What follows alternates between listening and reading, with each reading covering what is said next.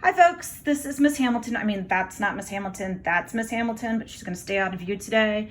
And today I'm gonna tell you a story. So if you could just kick back and relax, and I will tell you the story of Oedipus.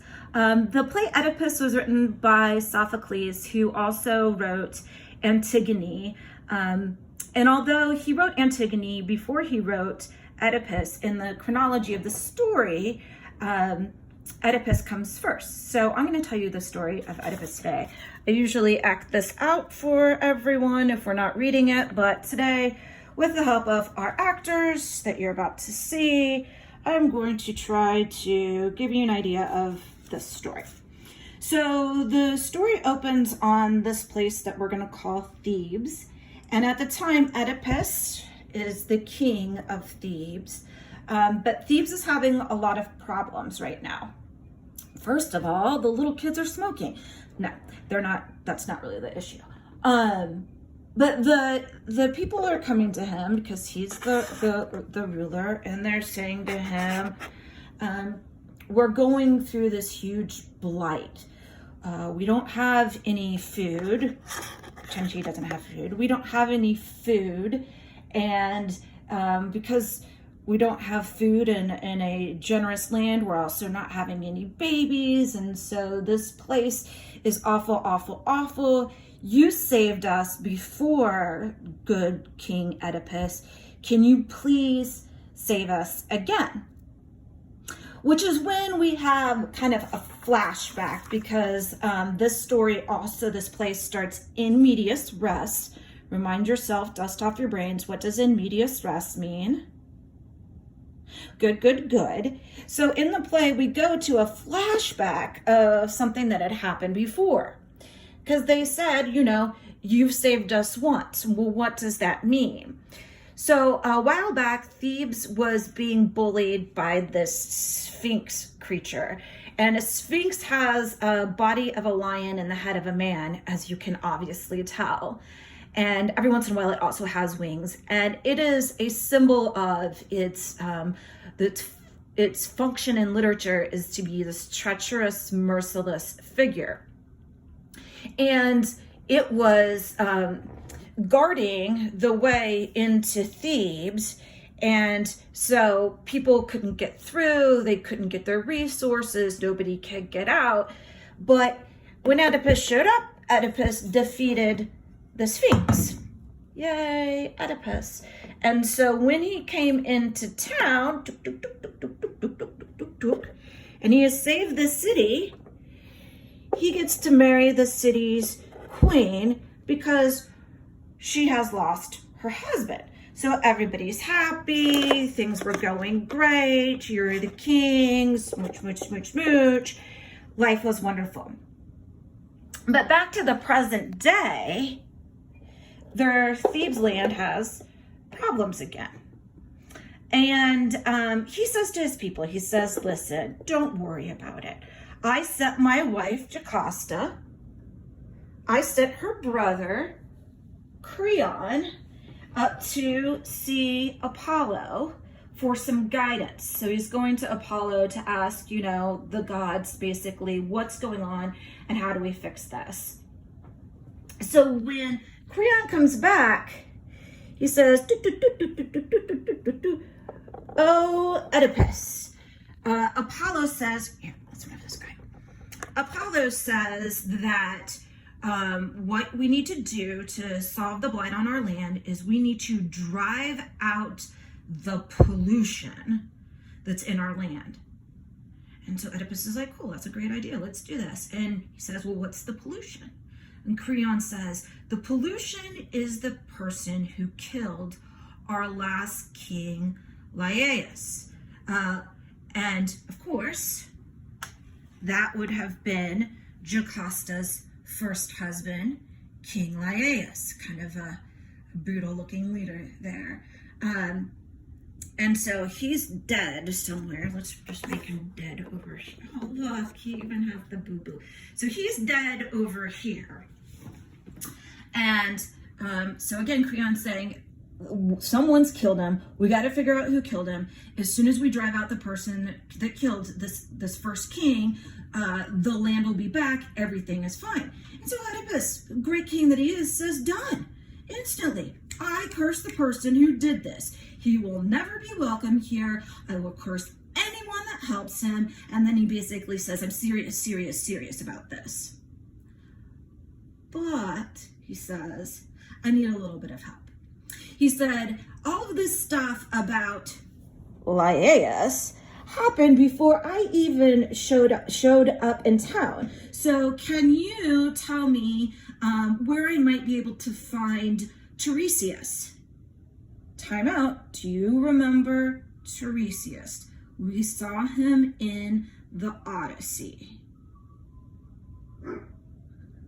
Okay, so Tiresias, of course, is the blind man that can see the truth in the future. So going back to that pattern that you all had noticed even pre-reading Antigone, this idea of sightedness and blindness, who can look at whom, is very important. And so Tiresias, we know, he is blind, but because of that, he is able to see the truth of things, which sometimes the sighted people in the community may not be able to see. So he comes in, and he says, Oedipus says to him, who did this? You can see the truth. And Tiresias says, I'm not saying nothing. And then Oedipus gets pushy. And he says, you have to tell me. And he's like, I'm not saying nothing.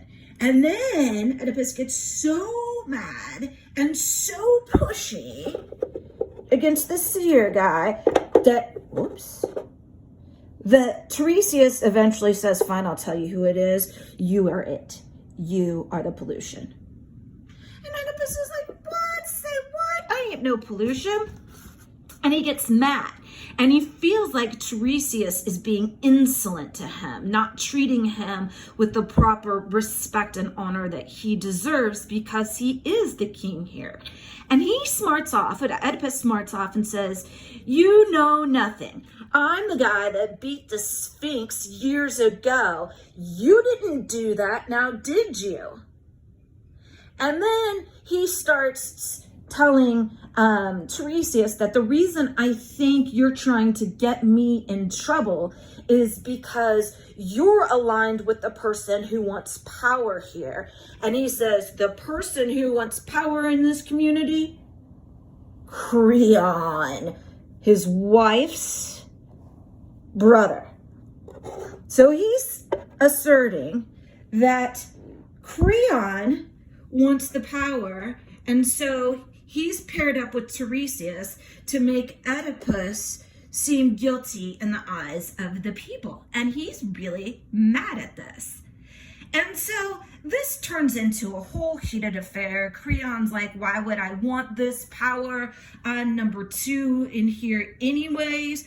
So, So why would I even want to be king? You have to deal with all kinds of BS that I would never want to deal with. And you know what? I'm already super powerful. If people want to get favor with you, you know what they do? They do nice things for me. So why would I want to be you and have to deal with all the bad stuff if I've already got power?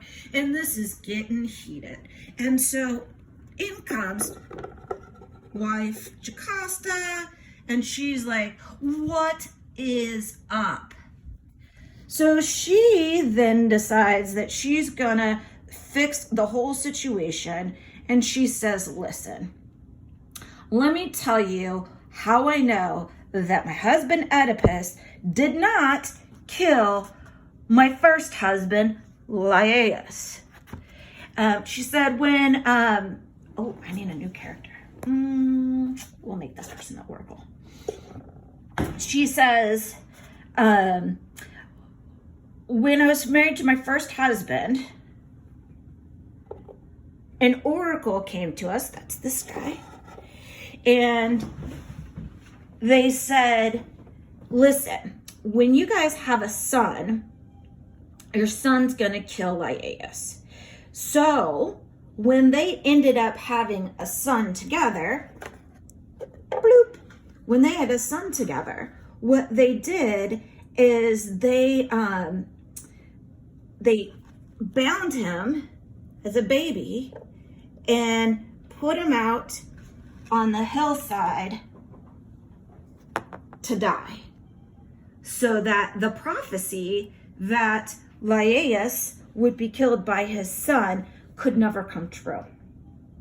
Okay, so Jocastus just dropped all of that wisdom and background on everybody out here, and she's like, so can we settle down now? And then, inspired by such sharing, Oedipus decides to tell his story. And so why he couldn't have been the killer here. He says his dad was the king of Corinth.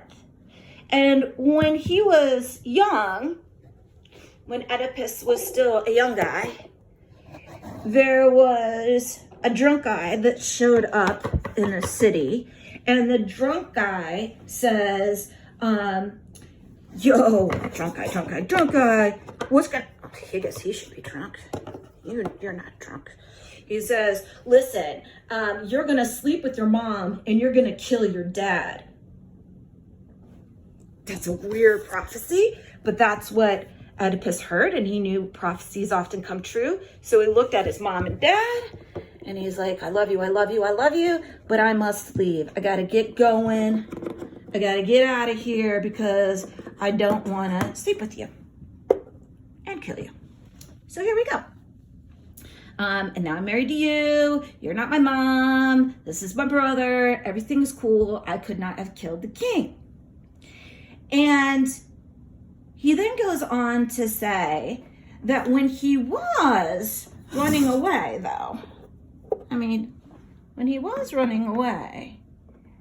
he did run into an old man. I need an old man. Time out. Right, apparently we've had a actor strike after some technical difficulties, but I'm gonna try to finish Oedipus for you today. Ooh. All right, take like 267. I had a really good take last time. Of course, I forgot to turn on the video.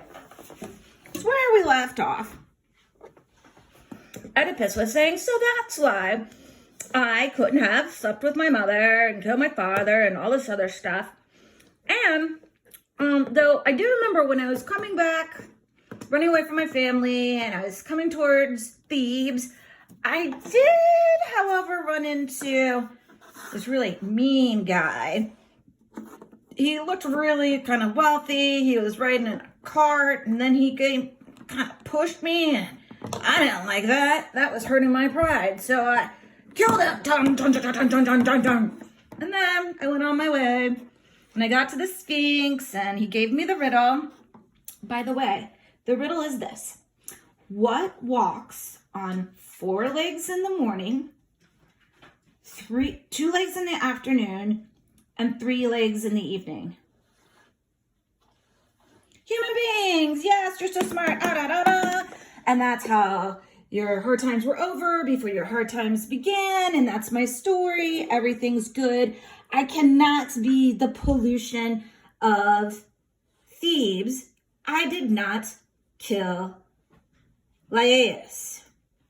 Well, hearing this whole story, Jocasta starts to get a little nervous about stuff. And she's like, hey, dude, maybe we should just let this go. I know you sent for the shepherd who took my baby and abandoned it on the mountainside.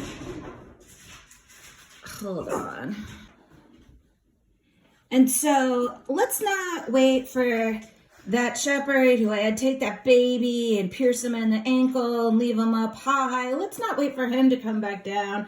And Oedipus says, I am the best king. I need to be a good king. I said I would get rid of this pollution. Okay, Jocasta says, I'm going inside. So then comes down the shepherd. Here we're going to do a little blah, blah, blah, yada, yada, yada with the storytelling because I don't have my book and there's a couple of details I'm not precisely sure on. Whatever, you'll get the general gist. And so they're getting ready to talk about that shepherd, about what had happened. And then all of a sudden, he's dead too. In comes a messenger from Corinth. And he says, "Oh, Oedipus, today is such a marvelous day, but it's a sad day." And Oedipus is like, "That's a very strange message. What's going on?" He said, "Well, the king of Corinth is dead. And I think the wife is too, but I can't quite remember, so blah, blah, blah on that." And he's like, "That means that prophecy couldn't have come true. And guess what? Now you can be the king of Corinth too. Huzzah!" And Oedipus is like, "This is great. This is great." But then everybody in here starts talking. And this guy who's the shepherd is like, kind of like, this is a little bit of a yada, yada, yada, but it's the essence. He's like, "Hey, I remember you. I met you a long time ago. You remember that one time when I took that one baby and I abandoned it?" And he's like, "Yeah, totally. Like, I totally felt bad for that baby. And so I picked up the baby. And since the king and queen of Corinth couldn't have a baby, I took the baby down here and I said, 'Hey guys, now you got a baby.'" And they were super excited and everybody rejoiced and da-na-na, da. I was that baby.